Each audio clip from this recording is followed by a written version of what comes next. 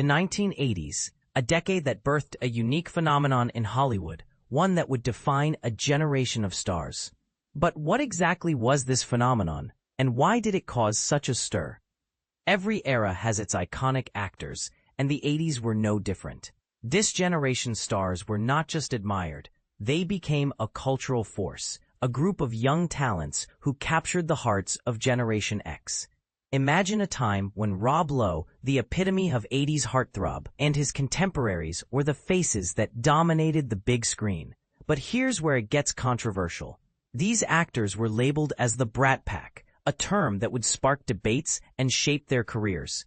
It all started with John Milius's Red Dawn in 1984, a movie that unexpectedly thrust young actors into the spotlight of the Reagan era.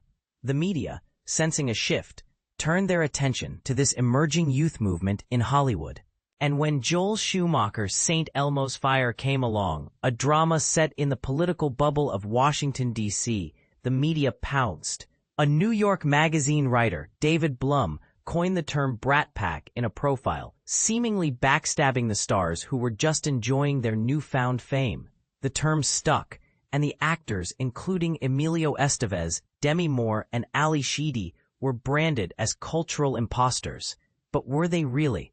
This is the part most people miss. The Brat Pack, despite the label, consisted of incredibly talented individuals who simply enjoyed their success and each other's company. Rob Lowe, reflecting on the movie St. Elmo's Fire, admitted that it was kitschy and dated, yet it had an enduring appeal. The movie, he believed, had moments that would make viewers cry, even decades later. But the label of the Brat Pack had a lasting impact, with Judd Nelson expressing that it negatively branded him as professionally irresponsible.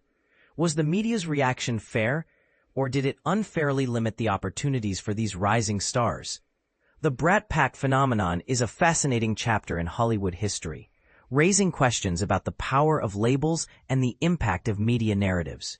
What do you think? Was the Brat Pack a fair portrayal or a controversial misnomer?